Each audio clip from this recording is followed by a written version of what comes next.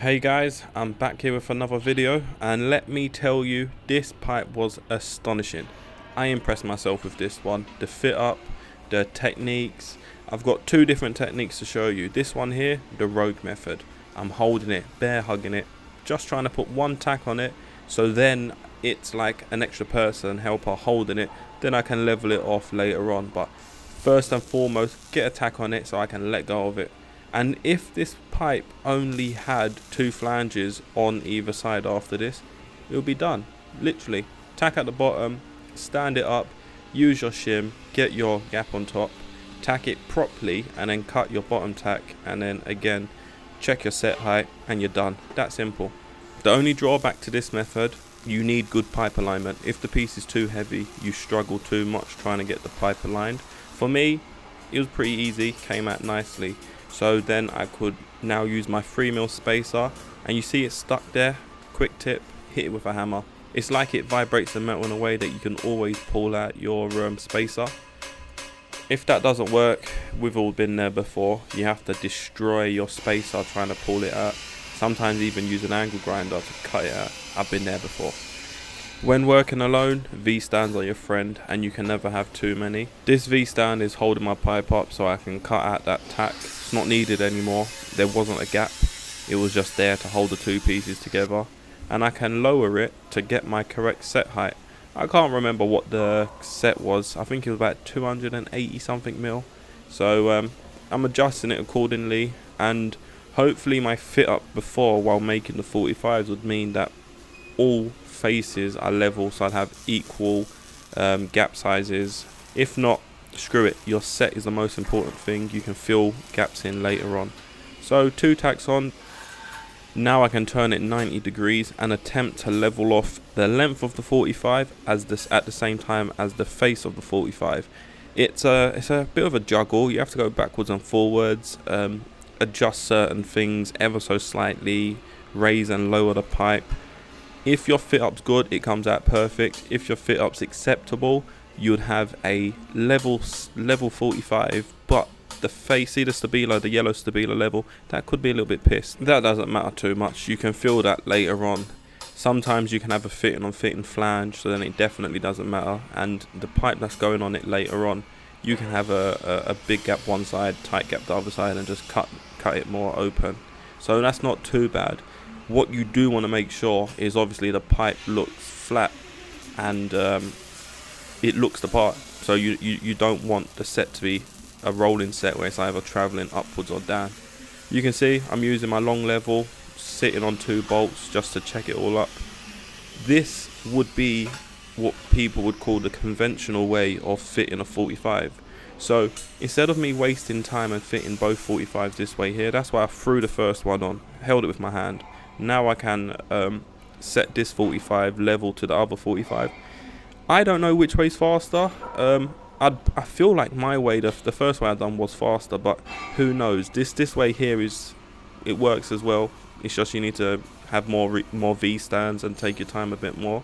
So again, checking it with the little level, just because it's a bit awkward using the big level. It wants to fall over the place. Once that's level, put my tacks on it, adjust the V stands, get everything all flat basically. So the first method you see me use to check the set was basically having the pipe running down or up, and then you can manually check the set like this.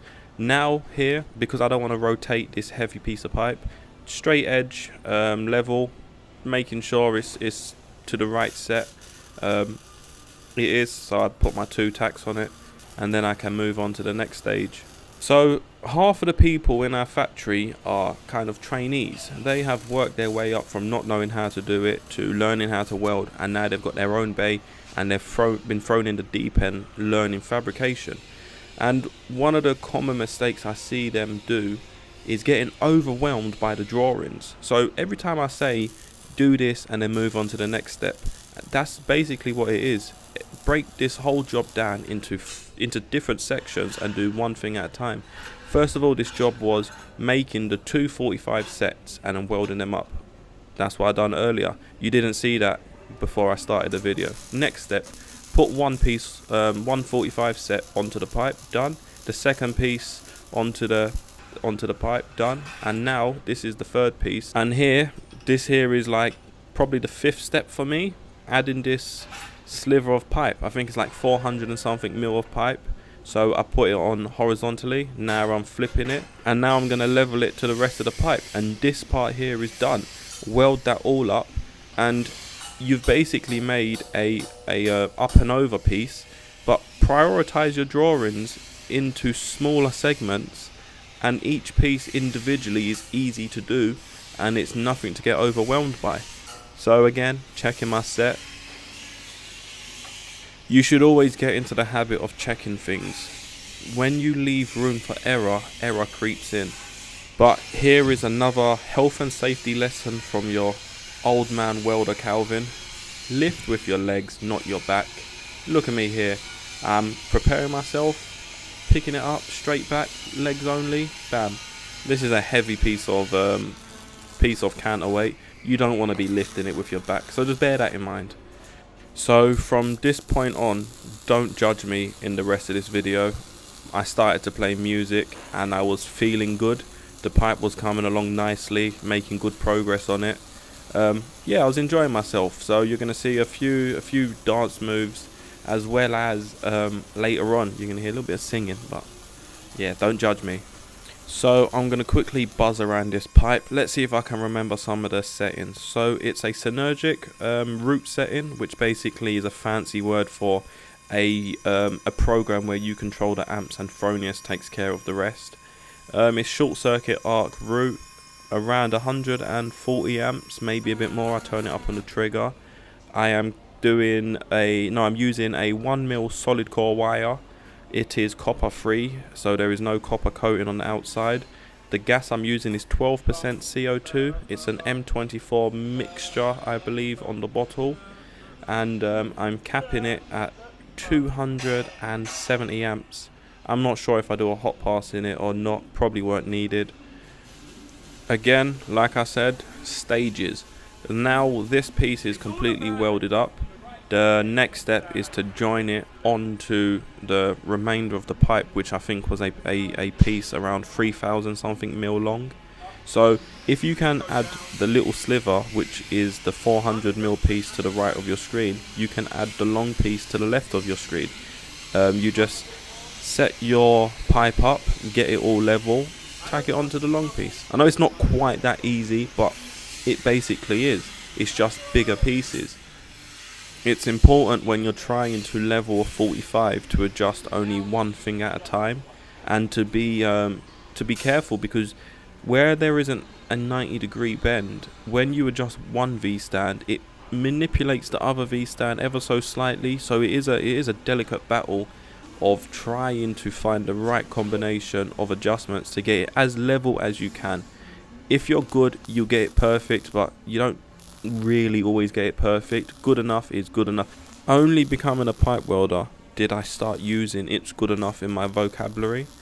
Originally I started off structural steel welding and fabricating with my dad, and he can pipe weld, not to the level that I can, but he was struggling because his always used squares and tape measures and getting everything bang on, because it's easy, it's all squares.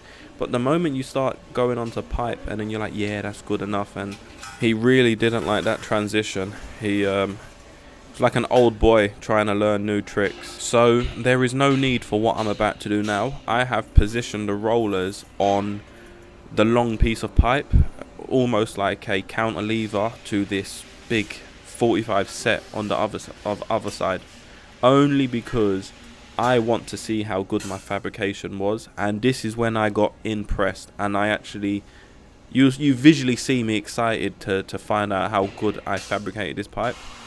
When you see me rotate the pipe and you can see the far end fixed in one position, glued there, just goes to show how my setup was perfect.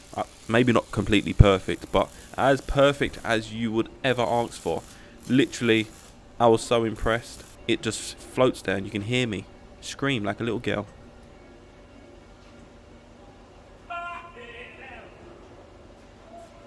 Things like that, they just reassure you and let you know to yourself, I am actually good at this. And that's ultimately what we want. We all want to be good at our job. So knowing that's what I can do, yeah, I'm happy with that. Means to an end. People have different techniques to get to the end, and as long as this is the outcome of your end, by any means necessary. So it's done now. I welded all the butt welds together. I put the flanges on. It's sorted. It was a few hours to do this piece. 4-5 hours, give or take, maybe 4 hours. So the video's wrapping up, but one last thing I want to point out before it wraps up. The silica that shoots off of these welds is dangerous. Take a look at this. See that shard shooting off? That goes in your eyes. So keep yourself protected. And with that being said, thanks for watching, and I will see you in the next one.